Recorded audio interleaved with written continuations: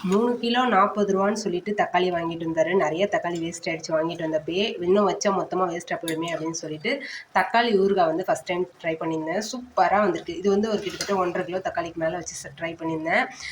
Recipe வந்து ஃபுல்லாக எடுக்கல. இந்த டேஸ்ட் பண்ணிட்டு செம்மையா இருக்கா, அதனால தான் இந்த வீடியோ எடுக்கிறேன்.